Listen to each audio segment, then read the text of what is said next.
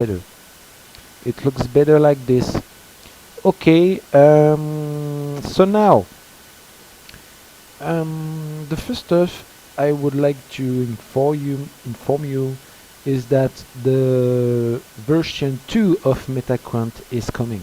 Okay, it's starting. It's almost finished and completed, and you will be able to use it and benefit from it on the next few days, probably on the next week. Okay, you will see there are new features. I'm going to describe them quickly on a second podcast. Okay, so now I would like to talk to you about the three kind of data I'm analyzing globally each time, all the day, um, and I will help you to understand how you can read this famous metaquant. I know that the 3D, 4D dimension are sometimes a little bit, how to say, you can be disappointed by this kind of view because it's very new, very unique, and for some of you maybe it's kind of fantastic stuff or black magic or this kind of things. But no, it stay the market of the flow mainly, and it's important to understand that you will globally see only the same stuff that you can see on your 2D plane. I would say price action, volume, and liquidity. Okay. Um, Price action for me, it is just the result, the consequence. It is the price which is moving. We can also talk about price volatility. It is finally only the price against the time, and it's a good measure of the reality of the market, but it's the last it's the last data that we have.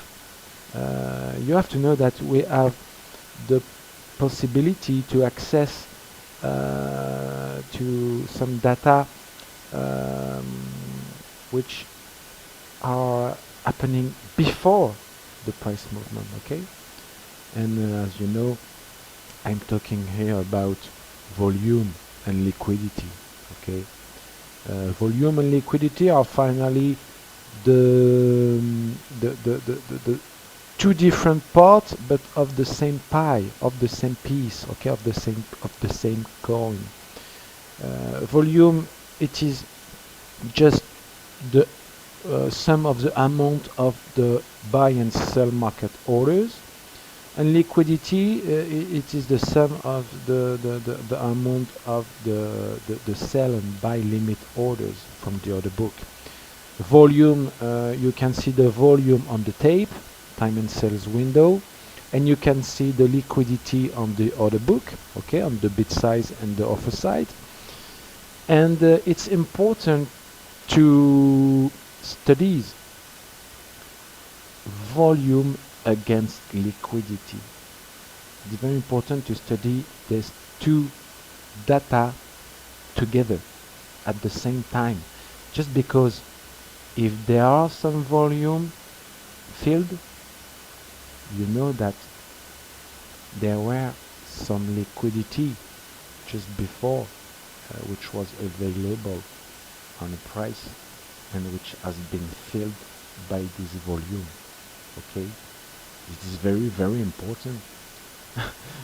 I, I, I, I think it's important to remember that because, okay, it's a base, it's just a basis, but many traders, retailers, professionals, and even more, maybe some institutional traders don't understand that correctly. And it's a drama. To be honest, it's a real drama.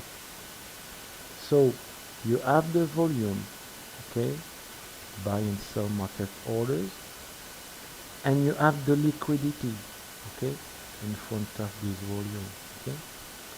And this liquidity, you just have to compare the size of the volume with the size of the liquidity available on the on the same price.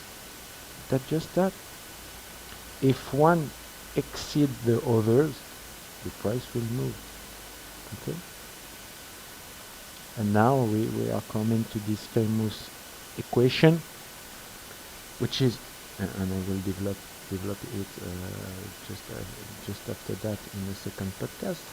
But the equation here is just if buy market order size is greater than the size of the sell limit orders on the offer, the price will be pushed up. The price will rise. Okay. It's the same for the sell volume. If you have a size of sell volume which is superior, which is greater than the size of the buy limit order on the bid of the order book, the price will be pushed down. Okay, that's just normal. It's just like a physical stuff. It's just like a physical process. It's just like it's just like water into a bottle. Okay, you put the bottle down, the water will be pushed down. Do that. Okay. So I think we are now good. I'm going to listen this new podcast to check if the sound and if my accent is acceptable. If it's okay, I will send it to you and continue to a second podcast very quickly soon. Okay. Thanks for your attention, guys, and see you on the second podcast. Thanks.